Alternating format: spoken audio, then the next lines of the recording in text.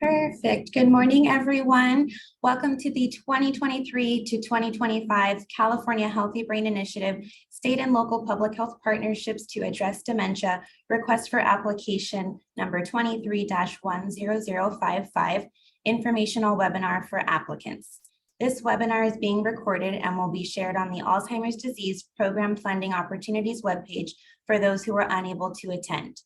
Please note that we will not be taking live questions during the webinar as the submission deadline for the RFA questions has passed. Next slide, please.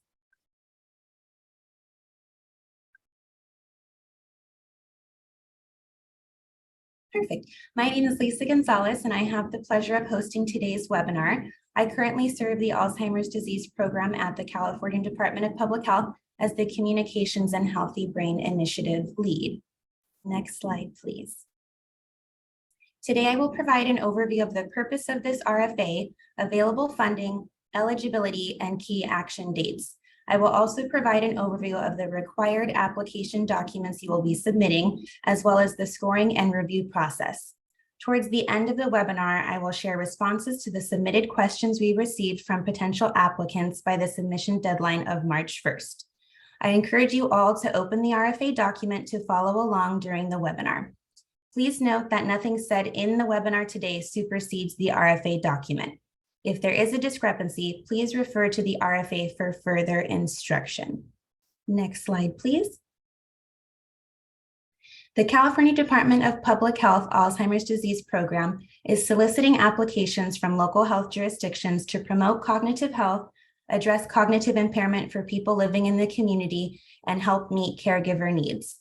The Alzheimer's Association and the Centers for Disease Control and Prevention developed the Healthy Brain Initiative State and Local Public Health Partnerships to Address Dementia 2018 to 2023 Roadmap, referred to here as the Healthy Brain Initiative Roadmap, to advance cognitive health as an integral component of public health. The purpose of this RFA is to advance cognitive health as an integral component of public health. Local health jurisdictions receiving funds shall incorporate all of the following fundamental planning principles: eliminating health disparities, improving health equity, collaborating across multiple sectors, and leveraging public and private resources for sustained impact. The Alzheimer's Disease Program shall allocate funds to local health jurisdictions to carry out goals 1 and 3, which are required. Goal 1 is monitoring data and evaluating programs to contribute to evidence-based practice. Goal 3 is mobilizing public and private partnerships to engage local stakeholders in effective community-based interventions and best practices. In addition, local health jurisdictions will select at least one or more of the following goals. Goal 2 is education and empowerment of the public with regard to brain health and cognitive aging.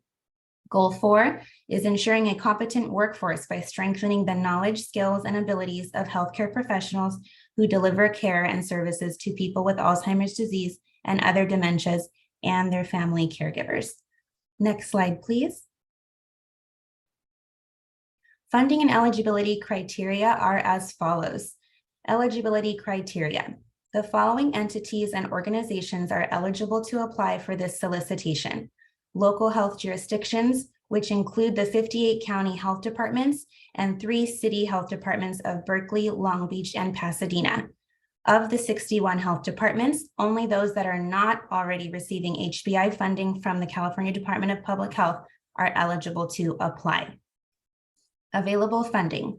$4,250,000 shall be available for encumbrance or expenditure until June 30th, 2025 to 6 or more local health jurisdictions.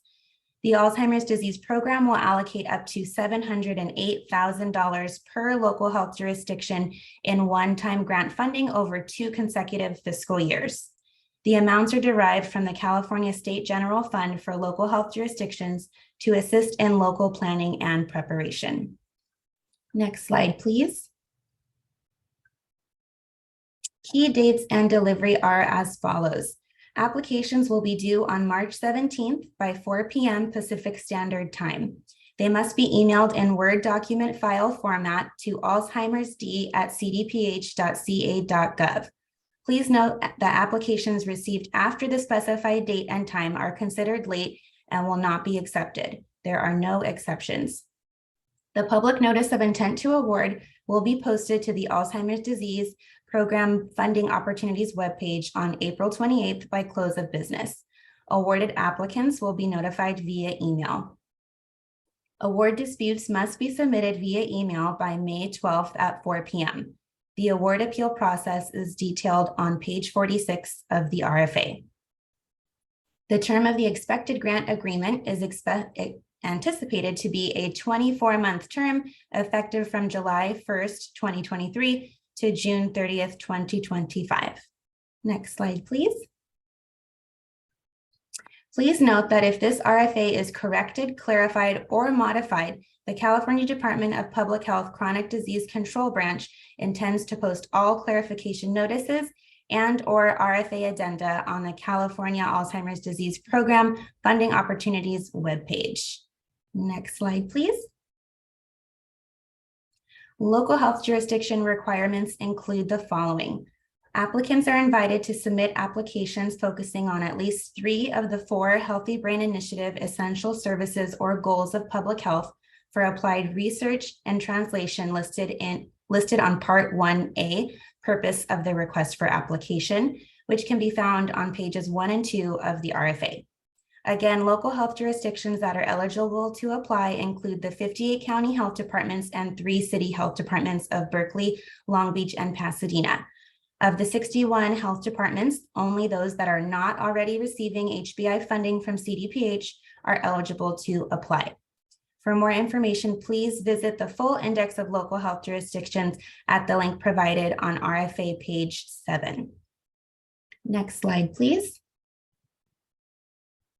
In the next several slides, we will cover the requirements for each individual application document. This includes Document A, Application Checklist, Document B, Grantee Information Form, Document C, Narrative Summary, Document D, Letters of Commitment, Document E, Goals and Components, Document F, Work Plan, and Detailed Budget, Exhibit B, Budget Template. Next slide, please. Okay, so Document A, Applicant Checklist. The required application checklist is a fillable form that must not exceed 1 page. The checklist will serve as the cover sheet for the RFA.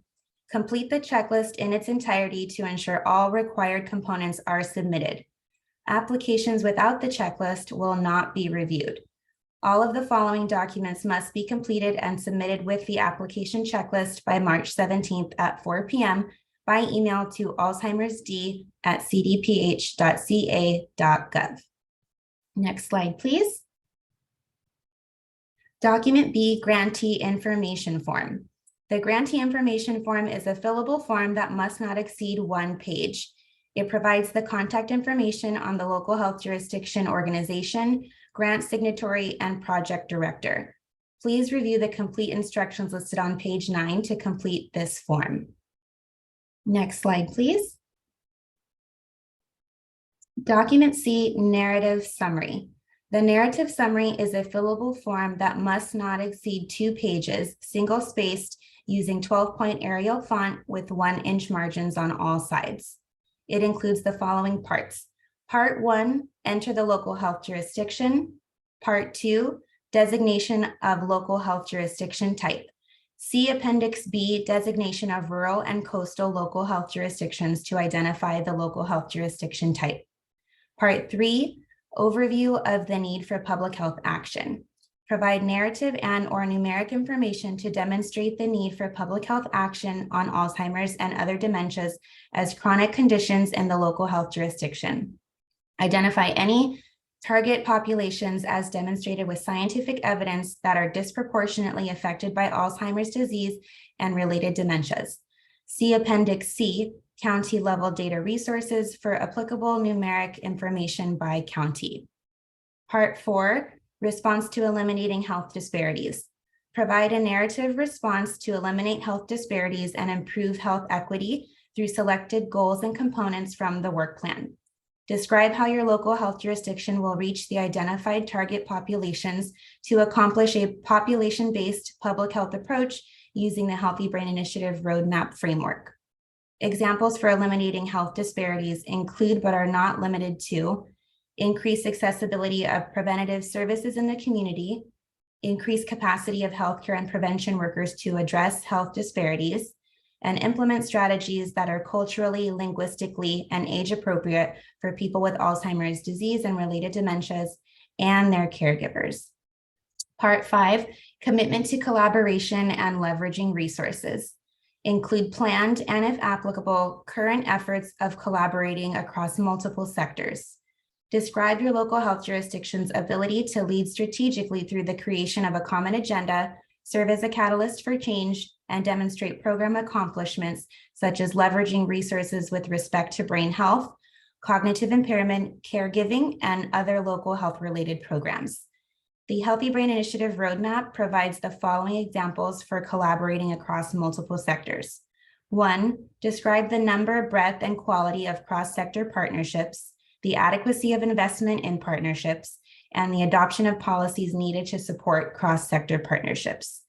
2, describe instances between public health and aging networks, employers, health systems, clinical and community providers, community service organizations, faith-based and other spiritual groups. 3, describe collaboration across programs focused on prevention and management of specific diseases. Include planned and, if applicable, current efforts of using public and private resources for continuing impact. Next slide, please. Document D, letters of commitment. Choose at least 3 collaborators who will provide expertise required by the content of the application. Obtain letters of commitment from each collaborator. Each letter should be signed by the collaborator and should list the contribution they intend to make and their commitment to the work. Each letter of commitment must not exceed 2 pages. Failure to include the letters of commitment will be viewed as non-responsive and the application may not be considered for funding. Next slide, please. Document E, goals and components. The goals and components document is a fillable form that must not exceed the allotted 4 pages. The Healthy Brain Initiative Roadmap is informed by 4 essential services of public health, which are the goals of this RFA. They include Goal 1, monitor and evaluate. Goal 2, educate and empower. Goal 3, develop policies and mobilize partnerships. Goal 4, assure a competent workforce.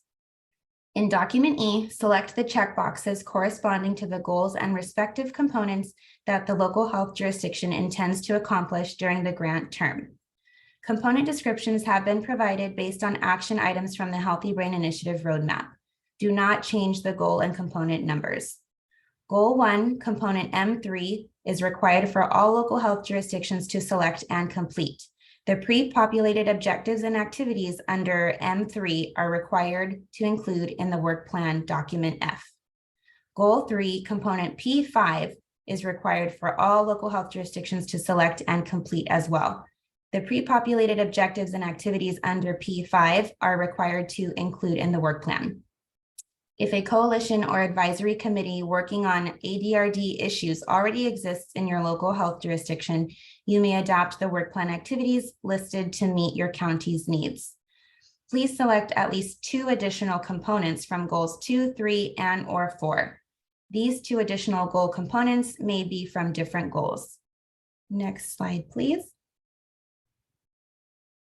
Document F, work plan. The work plan is a fillable form that must not exceed 20 pages.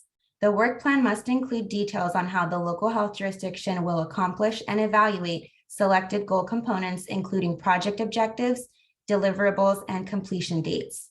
Required objectives, activities, and timeframes for Goal 1, monitor and evaluate, and Goal 3, develop policies and mobilize partnerships, have been pre-populated into the work plan template, which are listed as objectives 1, 2, 3, and 4, along with their respective activities. The required objectives include the following required milestones. Complete a community needs assessment by December 29th, 2023, using a template and protocol provided by the Alzheimer's Disease Program. Develop a strategic plan for project implementation and evaluation by January 29th, 2024. initiate project implementation by January 29th, 2024, and complete and submit a progress report every 6 months that will include both qualitative and quantitative data to monitor the progress of selected work plan goals and activities. A progress report template and protocol will also be provided by the Alzheimer's disease program. Applicants may add detail as needed to specify deliverables, responsible parties, and additional activities as they pertain to the proposed project. Appendix A, Planning, Implementation, and Evaluation Guide may be used as further reference of the flow for planning, implementation, and evaluation of activities. With technical assistance from the Alzheimer's disease program, awardees will collect and analyze available data sources for completion of a community needs assessment by December 29th, 2023 to inform their work plan. Key issues that are elevated by the community needs assessment may be used to identify target groups, key partners, and provide information for strategies to achieve selected goals.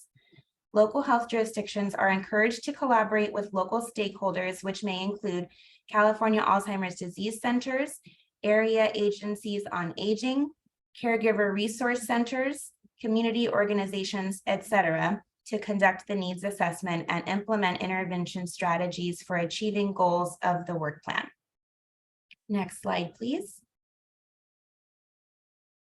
Next, you will list the goals and components selected in document E in the document F work plan template. Then you will describe how the local health jurisdiction will achieve each of the selected goals by goal components by defining objectives, activities, deliverables, timeframes, and responsible parties. I will provide examples of these on the next few slides. Next slide, please. Okay. Your objectives should be specific, measurable, achievable, relevant, and time-bound. They should include how program objectives will be carried out to fulfill each component with a reasonable and appropriate basis. This includes the following: evidence-based methods, proven success of past effectiveness, innovation, describe any novel theoretical concepts, approaches, or methodologies, instrumentation or interventions to be developed or used, and any advantage over existing methodologies, instruments, or interventions. Explain any refinements, improvements, or new applications of theoretical concepts, approaches, or methodologies, instrumentation, or interventions. Identify the target audiences, desired benefits, results, or performance improvements expected. Number the objectives sequentially. Select additional goal components that will support the objective using the checkboxes. Add a row for each objective as needed.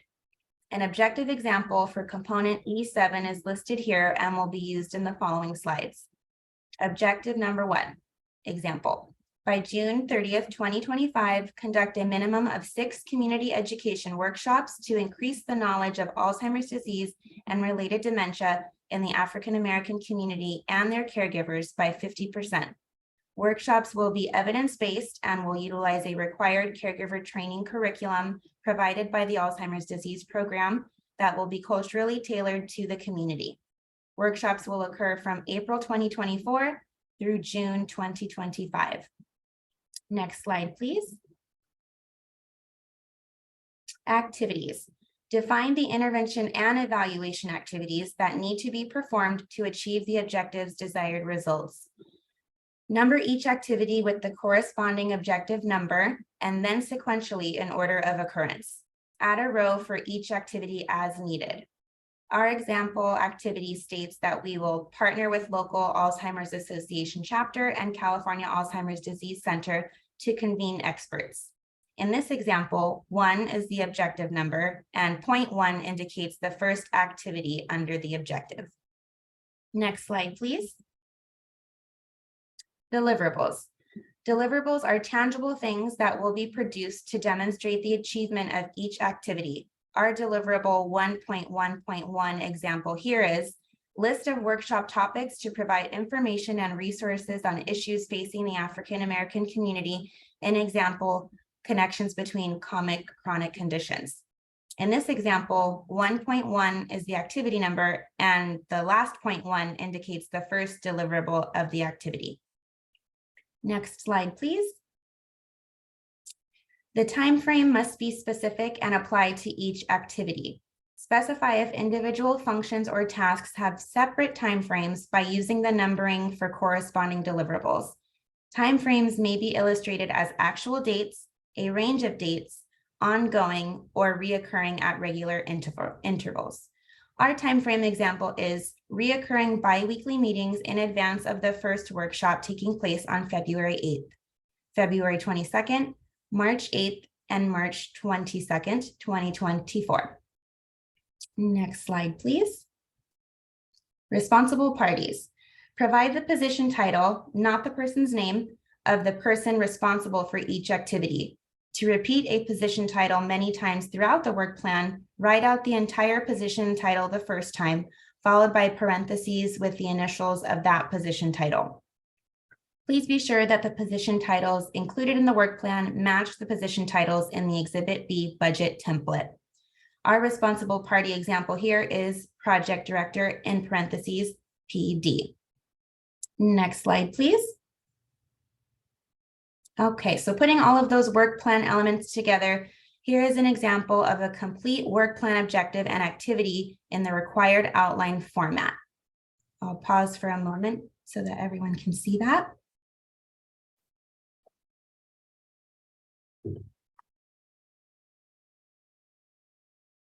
Okay, next slide, please. The following slides will cover detailed budget Exhibit B budget template. The budget template will serve as the local health jurisdiction's funding expenditure plan. The budget template must be completed in the fillable Excel workbook found in Exhibit B. Do not change the Excel workbook formatting. Prior to completing this template, thoroughly read the instructions on the first sheet of the workbook titled Guide. Next slide, please. Develop a budget for each state fiscal year of funding that identifies and justifies the costs related to the implementation of the work plan. Use only whole numbers for the budget. Cents must be rounded to the nearest whole dollar.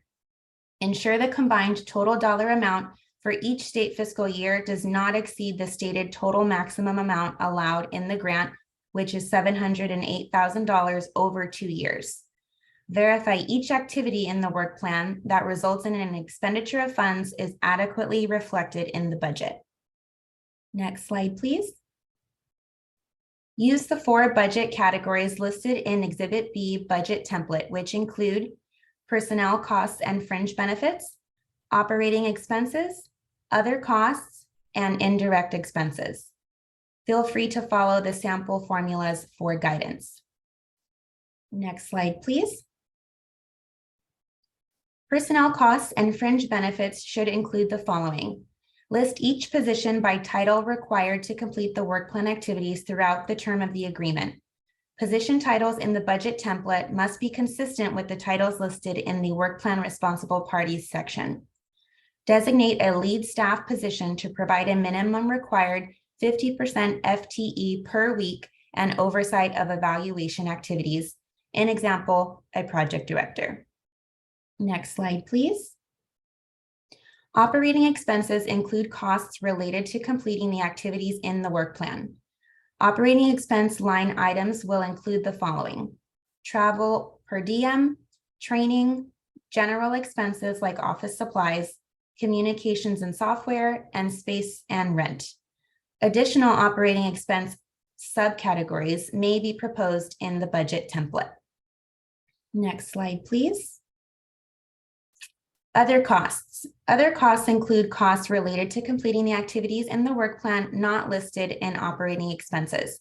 Standard cost line items that are suggested to appear in every budget are subcontracts and consultants, educational materials, paid media, and booth rental and facility fees. Additional other cost subcategories may be proposed in the budget template. Next slide, please. Indirect expenses.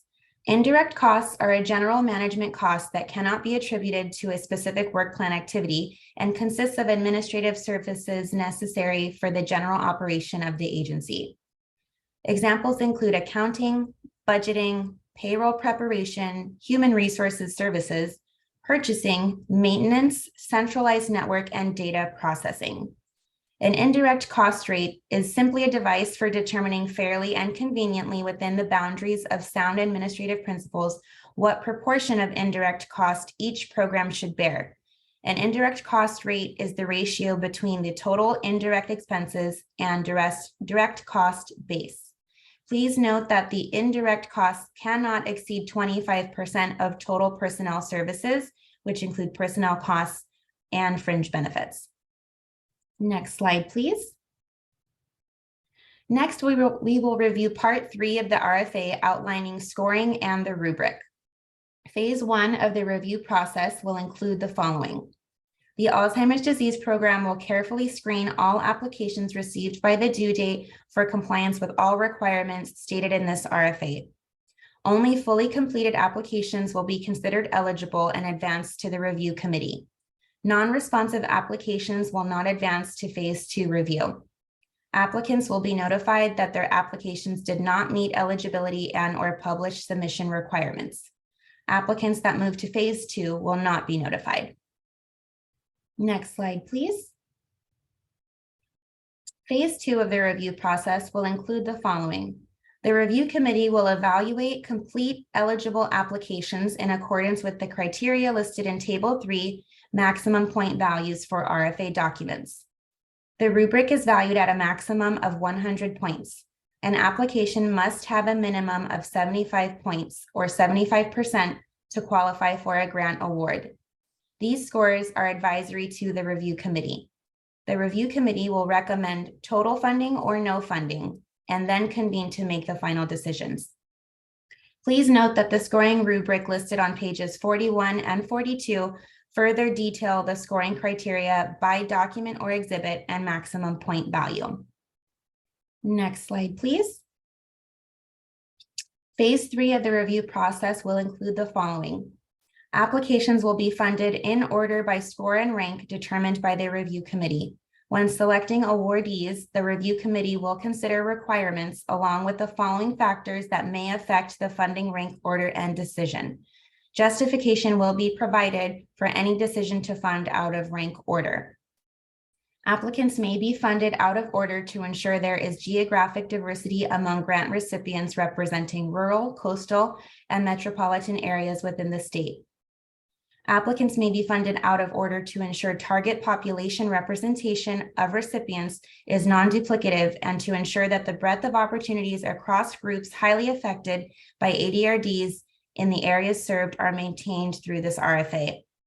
The applicant should explain the different types of consequences, such as how many people are diagnosed with ADRDs, populations most likely to have ADRDs, or health consequences related to ADRDs on specific populations. Upon completion of the grant review process, a notification of acceptance will be posted on the Alzheimer's Disease Program Funding Opportunities webpage. Next slide, please. Answers to questions submitted by the March 1st deadline will now be reviewed. Next slide, please. Question 1. Can you record the webinar and post it quickly so that those of us who cannot attend can review the information in a timely manner? Answer. This webinar recording, which includes the question and answer responses, will be published to the Alzheimer's Disease Program Funding Opportunities webpage by March 15th, close of business. Next slide, please. Question 2, our local health jurisdiction is a co-lead agency on the Master Plan on Aging, which also has a requirement to complete a community needs assessment. So that we are not duplicating efforts and resources, will we be able to use the data and findings from the Master Plan on Aging needs assessment to meet the requirements of the Healthy Brain Initiative? Otherwise, will you please provide the template and protocols so that we can ensure that Healthy Brain Initiative requirements can be achieved during our completion of the community needs assessment for the Master Plan on Aging? Answer. You may not submit the Master Plan on Aging needs assessment or any other community needs assessment in place of the Alzheimer's Disease Program community needs assessment.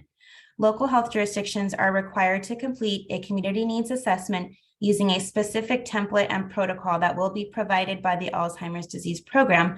However, data collected for the Master Plan on Aging Needs Assessment will likely align and may be included in the Alzheimer's disease program needs assessment template. Next slide, please. Question 3. The Exhibit B budget template on the RFA webpage requires a username and password to access. Do we need to request one, or is that a glitch that will be fixed? Answer: you do not need to request username and password to access the Excel budget template listed on the Alzheimer's Disease Program Funding Opportunities webpage. Please close the prompted dialog box by hitting the red X, which should open the budget template for download. Next slide, please. Next question. I would like to inquire a bit more about the 50% FTE requirement on the Alzheimer's disease program. Would this FTE be allowable to be in kind rather than charged to this grant? We recently received funding that we utilized to fund a healthy aging health educator, and we would like to use this funding to expand their scope of work, but have them remain fully funded under the existing funding stream.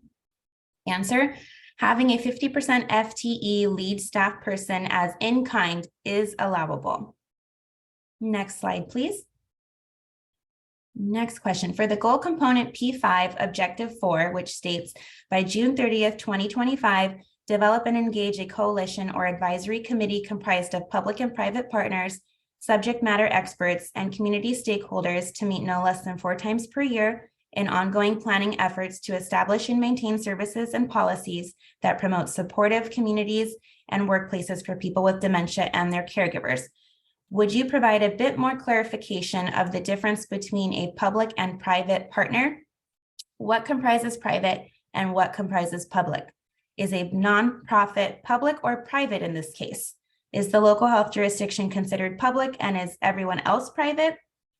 Answer: a private partner is not government-owned or operated by a public body. A public partner is an institution or entity usually controlled by the government that is run and directed by the public. For purposes of this RFA, nonprofits are considered private because they are not run and directed by the public. Instead, they have a board that is picked by the organization to run the entity. The local health jurisdiction is considered public. However, they may collaborate with other public and private partners. Next slide, please. Question: can you post a fillable PDF or Word document version of the forms for the Healthy Brain Initiative RFA? The current RFA includes the forms, but they are not fillable. Answer: from the Alzheimer's Disease Program Funding Opportunities webpage, please download and save the RFA PDF, then export to a fillable Word document to complete the required application documents A through F. Next slide, please. As a reminder, the period to submit questions about the RFA closed on March 1st, and questions about the RFA will no longer be answered. Please find our contact information listed here. Today's webinar recording will be posted to the Alzheimer's Disease Program Funding Opportunities webpage by March 15th. Thank you very much for joining. I hope you all have a great day. Thank you so much. Take care.